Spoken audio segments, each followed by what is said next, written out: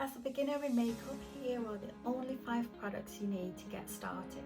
Today I'm going to show you how to do this quick beginner friendly makeup look using just 5 products. If you're interested, click subscribe and let's get into it.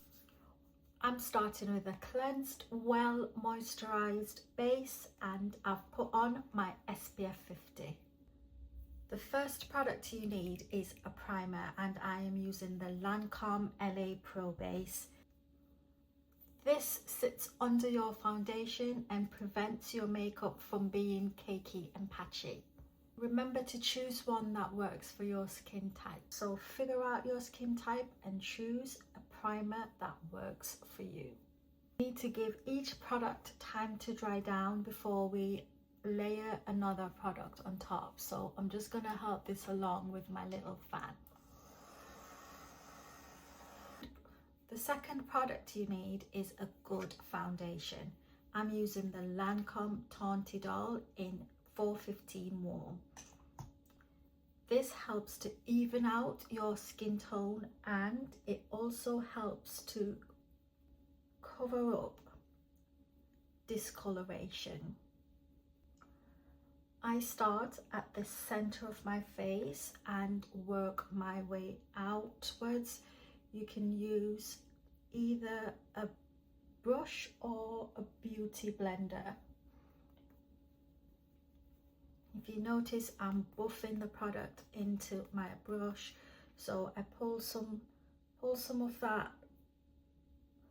So pull some of that foundation to the side and then buff it into your brush or beauty blender, and then buff it into your skin.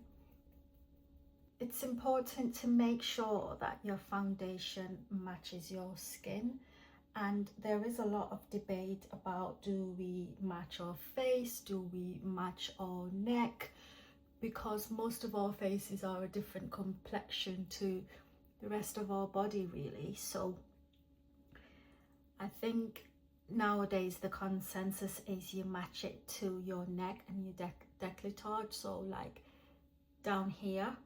If your makeup is just matching your face, it kind of looks like a floating head on the rest of your body. So choose a foundation that matches your complexion and your skin type, and it gives your skin a more unified skin tone. So I know I have some texture here and my skin is flaking a little bit because I'm using the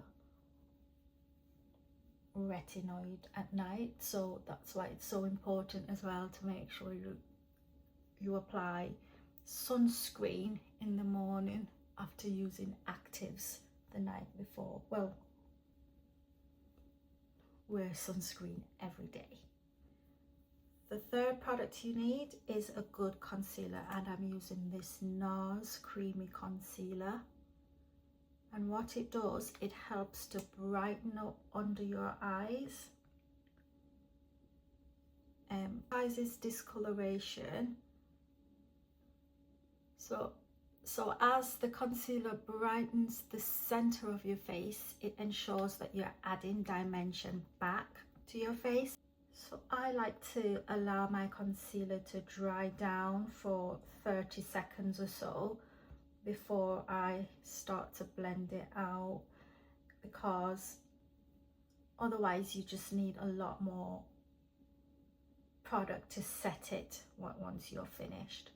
So again, use a concealer that is right for your skin. So if you know that your under eyes get a bit dry, or you've got lines like me, you probably want to use a creamy concealer.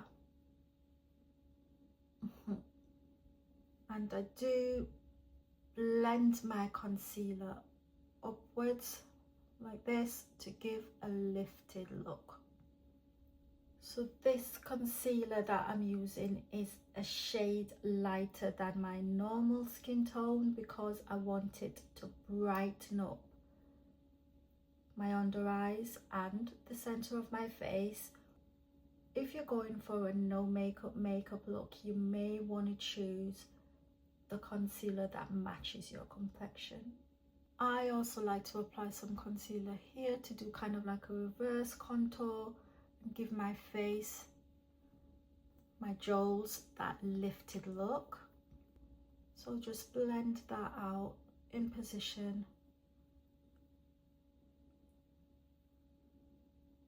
Can you see how it kind of contours?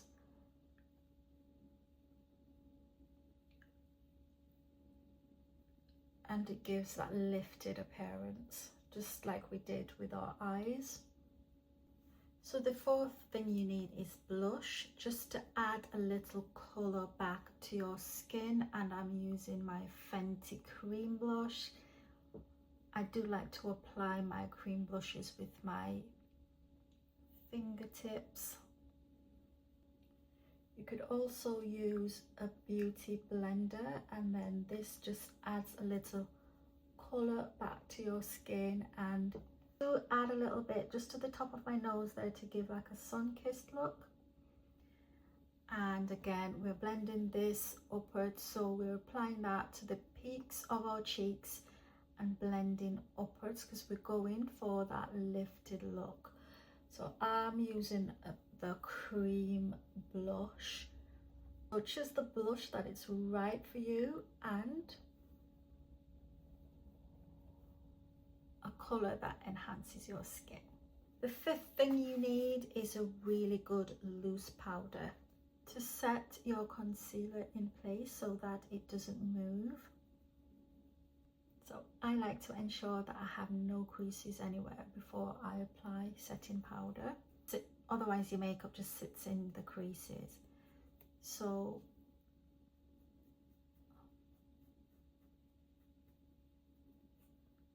set your eyelids with setting powder after you've